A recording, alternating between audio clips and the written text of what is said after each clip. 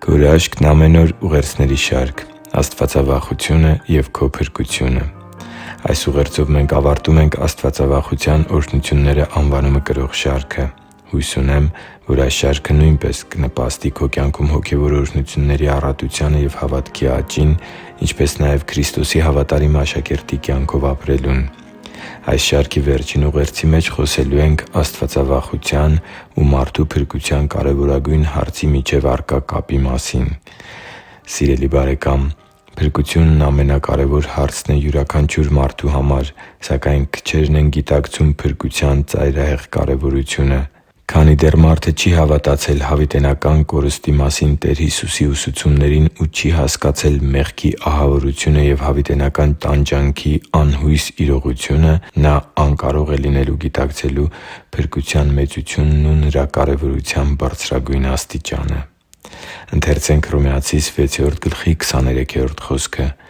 «Որովհետև մեղքի հատուցումը մահն է,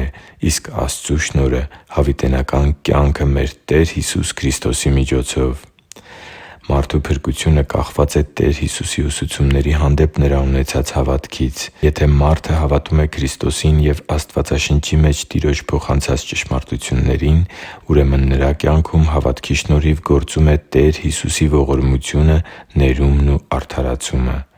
Եթե մարդը չի հավատում Քրիստոսի ուսուցումներին կամ հավատում է ընտրովի, այսինքն՝ ըստ սեփական հարմարության ու նախընտրությունների, և ապրում է իր կյանքն այնպես, ինչպես իրեն է հարմար, ուրեմն մարդը չունի փրկություն և գնում է դեպի հավիտենական կորուստ։ Հովհաննես 3:36 կարդում ենք. «Որդուն հավատացողը հավիտենական կյանք ունի, իսկ որդուն չհնազանդվողը կյանք չի տեսնի, այլ Աստծու բարկությունը կմնա նրա վրա» (Հովհաննես 3:36):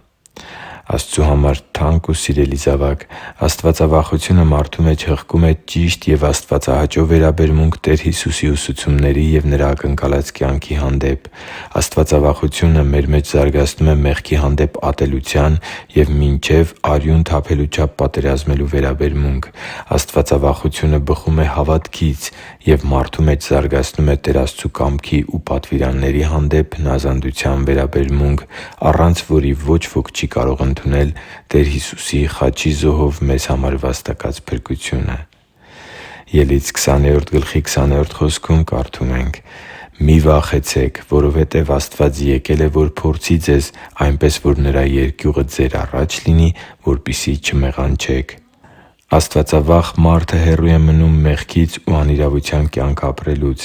Աստվածավախությունը խոսում է հավատքի առկայության մասին և ուղիղ կապ ունի մարդու փրկության հետ։ Տեր Հիսուսն էր սովորեցնում, որ Երկնքի Արքայություն մտնելու են միայն երկնային Հոր կամքը կատարողները, իսկ Տեր Աստծու կամքին հնազանդության կյանք ապրելու կարևորագույն որակը կառուցվում է հենց աստվածավախության վրա։